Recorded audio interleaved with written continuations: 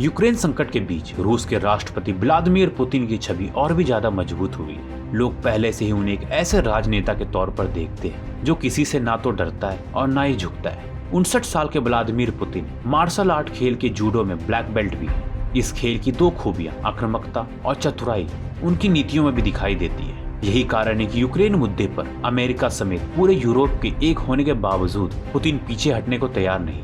उन्होंने यूक्रेन के 2 इलाकों को स्वतंत्र देश का दर्जा देकर अपने बुलंद इरादों का इजहार भी कर दिया है। 2014 में जब पुतिन के आदेश पर रूसी सेना ने यूक्रेन के क्रीमिया पर जब कब्जा किया था, तब भी ऐसा ही धमकियां दी गई थी, लेकिन पुतिन ने इन धमकियों के आगे न झुकते हुए कब्जे को बरकरार रखा, बल्कि यूक्रेन के दूसरे हिस्से में भी अलगाववादियों की खुलकर संभव मदद की। तो चलिए जानते हैं कैसे पुतिन रूस के सबसे सफल राजनेता बने। व्लादिमीर पुतिन का पूरा नाम व्लादिमीरोविच पुतिन है। व्लादिमीर पुतिन उनके पिता का नाम था, जो कि एक फैक्ट्री फॉरमैन थे, जिसे वो परंपरा के तौर पर अपने नाम में यूज करते हैं, और उनके माँ का नाम मारिया पुतिन था।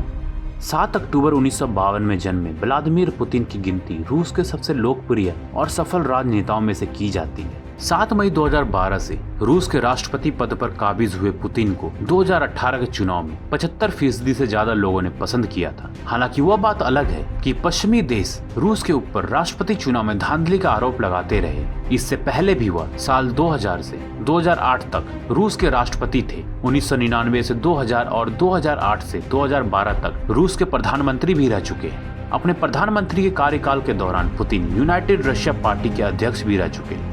तो चलिए पुतिन के शुरुआती जीवन के बारे में जानते हैं। पुतिन की शुरुआती जीवन बेहद साधारण माहौल में गुजरा। उनके 2 भाई और थे। वह गरीबी और भूख के बीच बड़े हुए। एक अपार्टमेंट के ब्लॉक में 3 अन्य परिवारों के साथ उनका भी परिवार रहता था। 25 साल की उम्र तक उनको एक अपना कमरा भी नसीब नहीं। वह माता पिता के साथ ही रहते थे। बायोग्राफी में पुतिन ने बताया था कि वह कैसे अपने घरों में आ रहे चूहों की भरमार को खदेड़ने में लगे रहते थे। कॉलेज के पढ़ाई से पहले ही पुतिन ने ठान लिया था उन्हें एक जासूस बनना है। पढ़ाई पूरी करते ही वह केजीबी में भर्ती हो गए। व्लादिमीर पुतिन राजनीति में आने से पहले सोवियत संघ की खुफिया एजेंसी केजीबी के लिए काम करते थे। 23 साल की उम्र में उन्होंने केजीबी के लिए काम करना शुरू कर दिया था। केजीबी ने उन्हें जर्मनी के शहर ड्रेसडेन में एक ट्रांसलेटर के तौर पर नियुक्त किया था। हालांकि केजीबी में उनके काम को लेकर अक्सर सवाल उठते रहे हैं। इसके बावजूद पुतिन को नजदीक से जानने वालों का दावा है कि पुतिन महज मीडिया रिपोर्टिंग पर नजर रखने जैसा कम महत्वपूर्ण वाला काम ही करते थे और केजीबी में लेफ्टिनेंट कर्नल पद तक पहुंचे थे।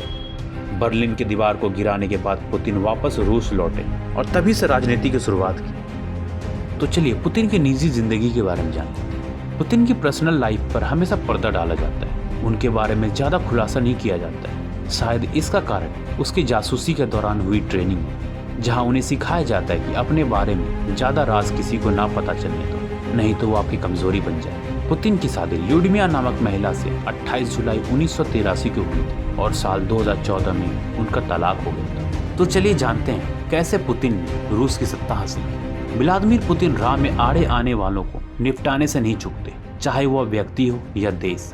जहाँ से विद्रोह की चिंगारी सुलगती दिखी उसे वहीं तबाह कर देते हैं। साल 1999 और 2000 के समय उत्तरी कसाकस को उन्होंने फौजी कार्रवाई से कुचल डाला।